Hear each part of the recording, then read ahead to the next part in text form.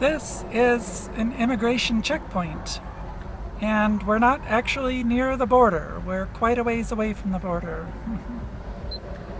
But we're on our way to Anza-Borrega. Woohoo!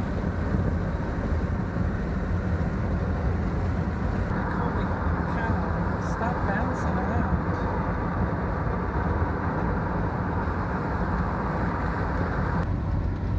This is one bouncy road.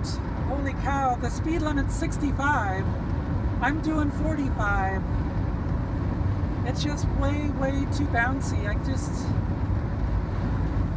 Oh, man. This is just out of control, man. What a crappy road.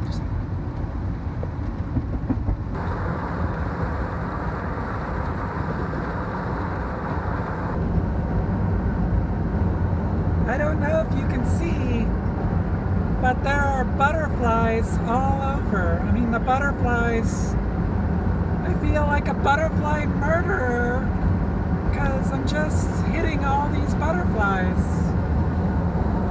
It's terrible.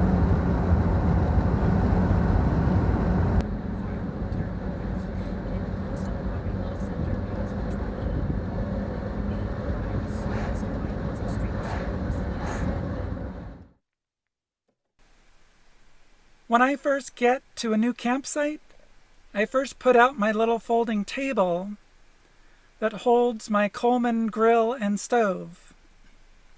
Now, I love my Coleman grill and stove. However, if I had it to do over again, I would probably just get a 2-burner stove. I just don't use the grill as often as I need 2 burners. Next, I put out my solar panel. I have a Renogy 100-watt portable panel, and I only have one battery that's about 90 amp hours, and so this is more than enough to power everything in my camper.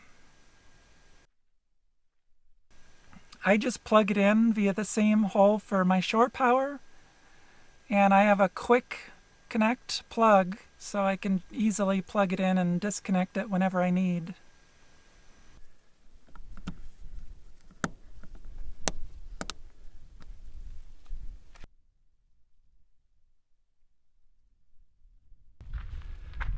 Well, welcome to Camp Beck's. I am in the Anza-Borrega Desert State Park. Actually, I think I'm like right on the border. I think the park is right there. I got lucky and just happened to camp in this beautiful field of flowers. There's a lot of people camped up by the road, and there's not a lot of flowers there. So I got this spot right here, and there's only one spot, so nobody's around me, which is very, very nice. It's really gorgeous right now. So here's kind of the living room once I get some shade. Like over a year ago, I had bought the hose to connect my Coleman grill stove into my 20-gallon tank on my camper, and I had just never gotten around to using it. Mostly because I thought it would be like a hassle hooking it up and unhooking it and everything else. But I just didn't want to use the green bottles anymore, so I finally pulled it out when we were fixing everything else and hooked it up. We're making a lot of changes, which brings me to my frame cracked. My frame cracked again in a completely different spot.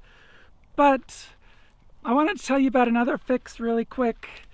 When Deryl and Al were fixing my door, they also fixed my taillights. So both of my lenses on the taillights had gotten broken. I broke one like 3 years ago in the Ochoco National Forest. I backed into a tree, and literally the very, very second that they had finished the door and I was standing there thanking them, I'm like, thank you, thank you. Al is yelling, you know, Where's the light, Specs? Get the light, Specs. All right, you guys. Thank you. You're welcome. You are awesome. Now where's those lights? You're right there, buddy. Oh, the lights. Where's the lights, Bex? Bex, What? we're asking you a question. Huh?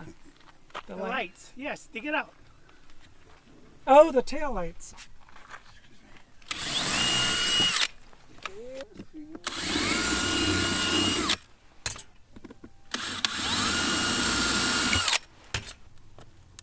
Wow, you got adhesive on that. But let me cut these wires. I gotta I'll get scrub that down wire too. cutter. So it's nice and clean behind there for...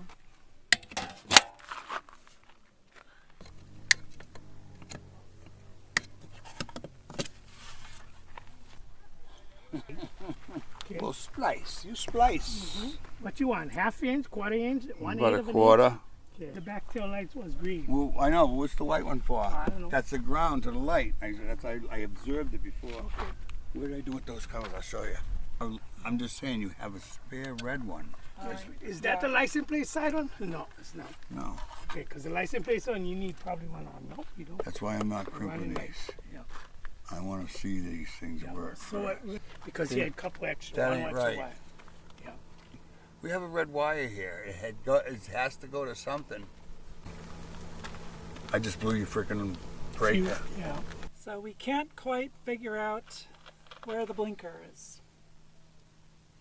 No, they changed the wiring on the inside because you could see where they reconnected.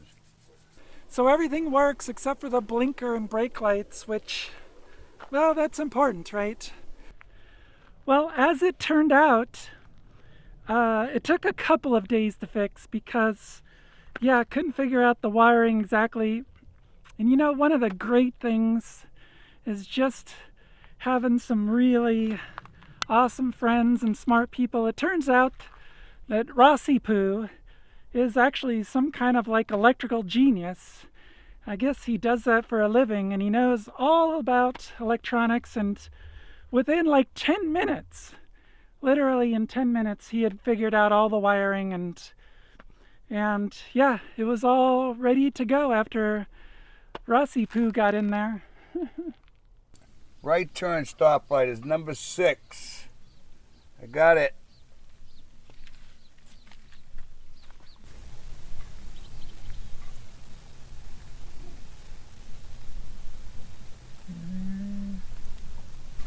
No, it's not. It's actually the red wire. That is funny. Now let's plug that back in and then make a right turn.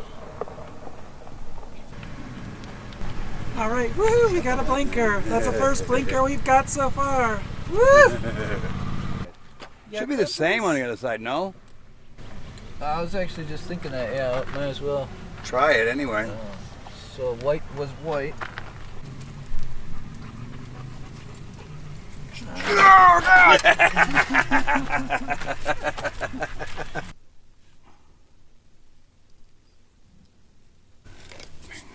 Now it's not going to blow up. Well, you got good insurance. We can make it.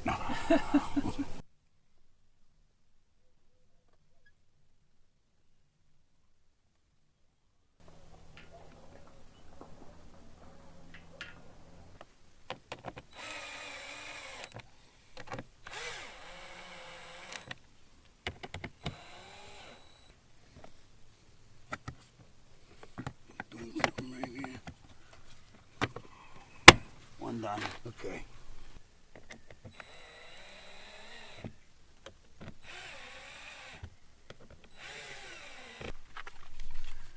LEDs.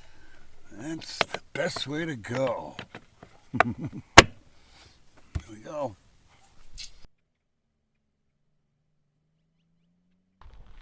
These lights are LEDs, so I'm sure they'll be much brighter. The other lights actually weren't hooked up correctly to begin with. There was actually 2 bulbs, and one of the bulbs just never ever worked. Yeah, it was just hooked up wrong. So now not only are these gorgeous, but they should be brighter and safer, and I'm so happy to have them. So these lights are just a little bit smaller than the old lights, and so there was some holes left over, so I plugged those up with this marine adhesive sealant from 3M. If you have a fiberglass camper, you should keep a tube of this in your camper at all times. It's essential, pretty much. So all the holes are plugged. So that brings me to the frame cracking. Yeah, so it cracked again in a totally different spot on both sides equally. And I just happened to notice it when we were in Slab City. Somebody had stopped by and was talking to me about the time my frame broke in half. And so I just took that opportunity to give it a good look over, and I noticed two good cracks, one on each side in a totally different spot. Now, there was a support in there as well, so it probably wouldn't have just immediately broken. But this is one of those things that can go from bad to absolutely terrible in like a second and a half. I had gotten word that there was an excellent welder in Calipatria, so I arranged for when I was leaving to stop by there and have him weld it back together.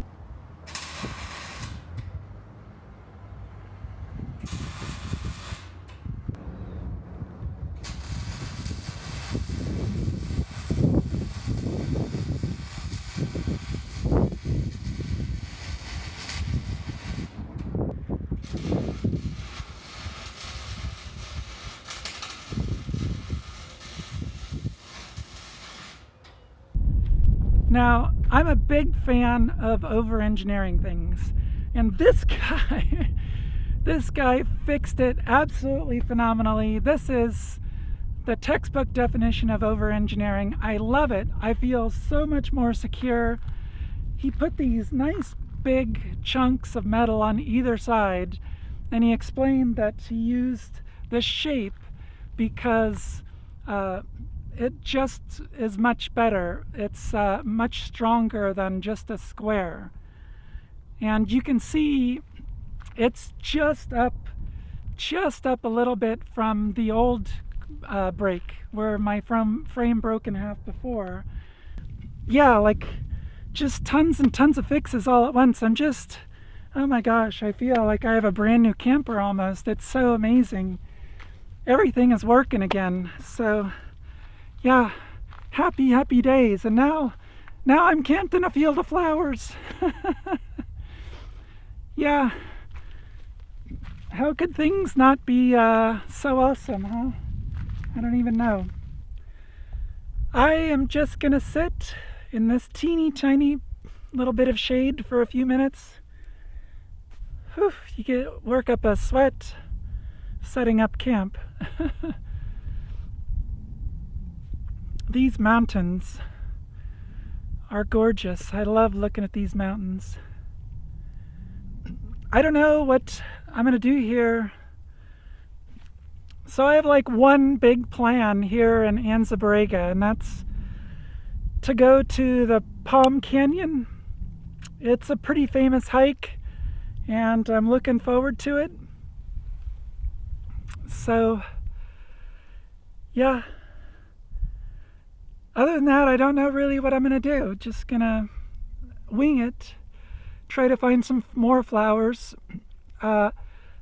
I can actually see a field of purple flowers over there, just that way. So I'm gonna try to find those purple flowers. And then I'm gonna make dinner. I think it's definitely time to make some dinner.